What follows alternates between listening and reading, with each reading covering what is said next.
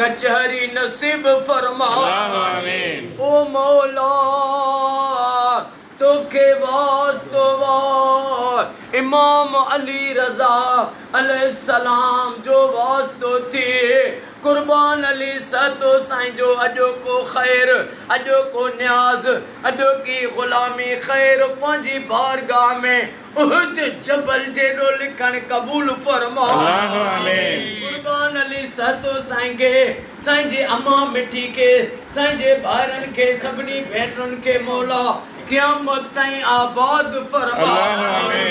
साईं जी न्याणी मुंहिंजी न्याणी जंहिंजो डिलीवरी आहे वो ख़ैर सां थी वञनि जी मदद फरमा।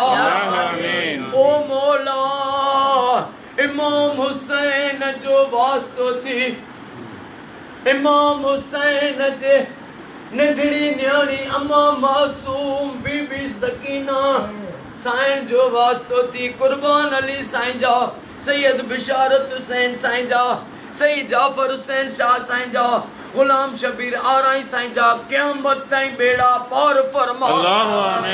इन्हनि ते जेके भी बीमारियूं मुश्किलातूं आहिनि मुश्किल कुशा जे सदके सभु दूर फरमा। इन्हनि खे हर मोड़ ते कामयाबी फतेह इज़्ज़त अता फरमा। ओ मुझा मौला ए करीम साईं गुलाम अब्बास फुल पोटो साईं के साईं जे बचड़नि के इमाम सज्जाद जे सदके सेहत ऐं वॾी हयाती अता फरमा। साईं बशीर अहमद सियाल साईं जा बेड़ा पार फरमा। साईं जे न शहजादे के ऑफिसर बना। ओ मौला ए करीम हाजी अल्लाह वधायो साईं बाबा साईं के हिन जे बचड़नि खे आबाद फरमा। गुलाम शबीर अब्बासी साईं जा जेके भी न दुआ में शरीक आहियूं बिलावल साईं मेमन साईं जा फराद हुसैन मेमन साईं जा बेड़ा पार फरमा। अल्लाह जिस असां सभिनी खे असां जेके भी तमन्नाऊं दिलनि में खयूं वेठा आहियूं असां सभिनी जूं वे जाज़ तमन्नाऊं पूरी फरमा। अम्मा सैयदा ज़ैनब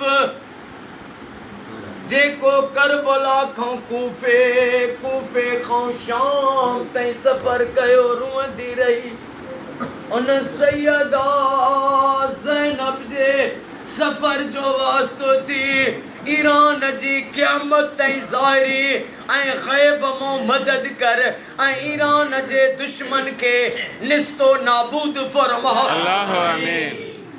इन्नल्लाह व मलाइकतहु युसल्लूना अलल नबी या अय्युहल्लज़ीना आमनू सल्लु अलैहि व सल्लिमू तस्लीमा।